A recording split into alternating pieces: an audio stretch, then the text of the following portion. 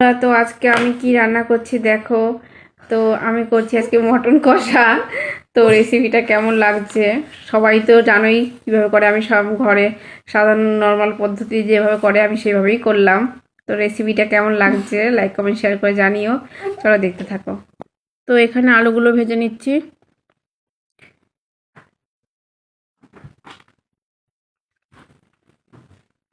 আর মটনটা আমি আগে সিদ্ধ করে রেখেছি প্রেসারে, সেটা দেখালাম না কারণ ভিডিওটা অনেক বড় হয়ে যায়। তো এই যে আলুগুলো ভাজা হয়ে গেছে, আলুগুলো তুলে নিচ্ছি এক এক করে।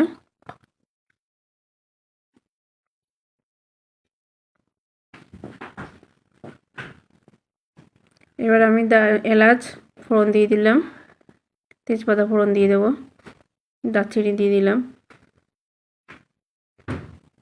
দিয়ে আমি পেঁয়াজগুলো দিয়ে দেবো।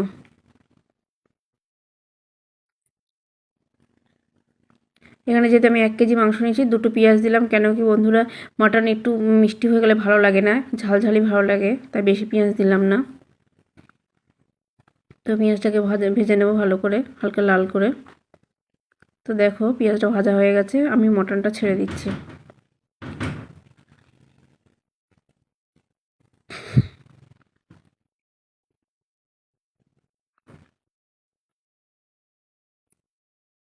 তো এবার আমি মশলাটা দিয়ে দেবো।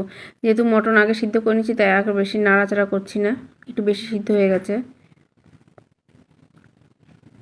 তো আমি পেস্টটা দিয়ে দিয়েছি, আদা জিরে পেস্ট, রসুন সব একসঙ্গে বেটে নিয়েছিলাম।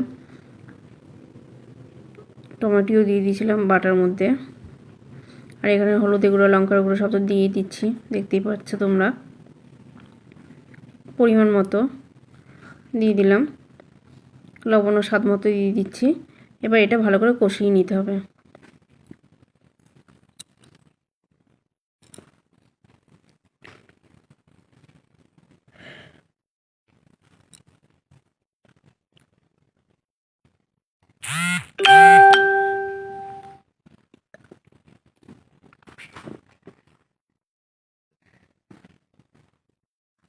মটনটা খুবই ভালো ছিল, চর্বি খুবই কম দিয়েছিল মটনে, মানে বোঝাই যাচ্ছে যে অত চর্বি হয়নি মনে হয়, কারণ চর্বি ছিলই না। অনেক মটনে খুবই চর্বি দিয়ে দেয় মাংসেতে। তো দেখো কষানো প্রায় হয়েই এসছে, এটাকে আরও একটু কষাবো। তারপর আবার আমি এটা প্রেসারে দেব। প্রেসারে আরও 2টো সিটি দিয়ে নেব। আগে যেহেতু সিটি দিয়েছি তাও আরও একটু সিটি দিয়ে নেবো, বাচ্চারা খাবে। তো কষানো হয়ে গেছে, এবার এটা আমি প্রেসারে বসিয়ে দেব।